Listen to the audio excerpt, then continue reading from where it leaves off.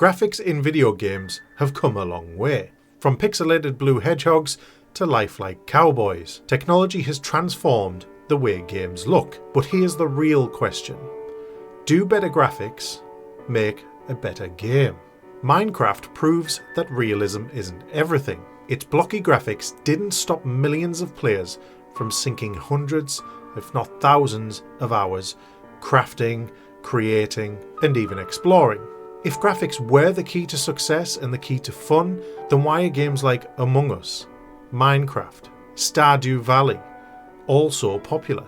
Yet we have graphically stunning games like Crysis, which pushed hardware to its limits, yet the game didn't necessarily define fun for a large portion of the audience.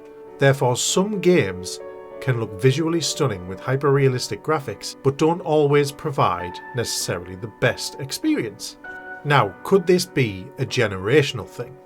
Because if you're like me, and you grew up with the likes of Sonic, Zelda, Mario, Altered Beast, and even Tetris or Columns, then you didn't necessarily need hyper-realism to have a good time. Meanwhile, we have these younger generations who've grown up with the likes of God of War or Red Dead Redemption, and the ultra-realistic worlds of The Last of Us 2, Cyberpunk 2077. For this generation, the cutting-edge graphics and ultra-realism is not just a luxury, it's a standard. It's what they've grown up with, it's what all they've known. And I do believe that has a very large part of it. If that's what you've grown up with, that's your standard, then you're going to look for that in any game that you play going forward. If you grew up with the likes of Sonic the Hedgehog or games of that era, then you know that gameplay, the challenge, is what's key for you and not necessarily graphic fidelity or any ultra-realistic environments. Now, obviously, I am predominantly a VR YouTuber, so I'm going to talk about VR here. One area where graphics might matter is immersion. Virtual reality thrives on immersion. It requires it for the medium to grow, for the experience to sell.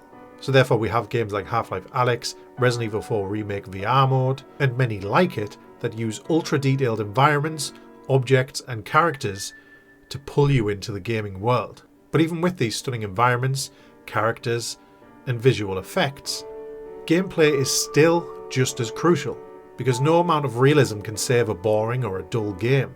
And VR games need to find ways besides of stunning visuals to pull players into the world.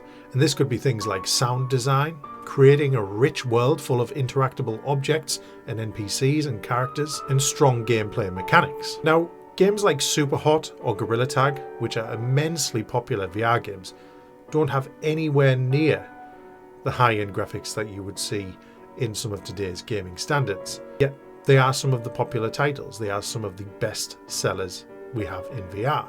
But what they do have are unique ideas, smooth gameplay, massive amount of replayability, making them addictive, fun to play, and above all, immersive. They're also popular because of their gameplay mechanics and the gameplay loops that you can get sucked into. They're very intuitive to pick up and to play, and therefore it's fun for all ages. Now the visuals are smooth, but they have their very own art style, but there's nothing there hyper-realistic, there's nothing there that's stunning and looks like it was taken from a photo or a movie, but the game offers its own stunning visuals in its own way, but then by no way high-end graphics. And that's why I think the best games strike a balance. Some games like God of War use high-end graphics to enhance the storytelling, and likewise with Red Dead Redemption 2. The storytelling, the environments, the visuals are all almost their own character. They are an element of the game and they are required to pull the player in. But it's not the case for every game. Other games like Celeste rely on tight gameplay and emotional depth as opposed to hyper-realism, and it's finding that right balance. Are hyper-realistic graphics needed for the game? Or would a more cel-shaded art style do? Or a blocky art style for the likes of Gorilla Tag or Minecraft? And I suppose it also is dependent on your target audience and what they are expecting from the game. A more mature gamer who's more interested in the retro art style, are you going to pull it back to the likes of Sonic the Hedgehog, to the Zeldas, to the Tetris? Or is it a gamer who's perhaps in their youth and really enjoys the likes of Minecraft or Gorilla Tag? Or is it a younger gamer who really enjoys visually stunning games like Horizon, like God of War, like Red Dead Redemption? So do graphics matter? Sure, they can enhance a game's atmosphere, storytelling, and even immersion, and they are visually stunning and beautiful, and everyone can appreciate them. No one's ever really put off by hyper-realistic graphics. The graphics don't necessarily determine fun factor. In the end, it's everything. It's the gameplay, the mechanics, the storytelling, the environment, the sound design, the characters you play, how the game makes you feel, what emotion does it bring in. They all add to this fun element. And you can have fun without having photorealism in your games. And if you look at some of the more recent examples where you have an original game that has been remade with superior graphics, let's take Resident Evil 3 for example, people still to this day prefer the original Resident Evil 3 Nemesis to the Resident Evil 3 remake.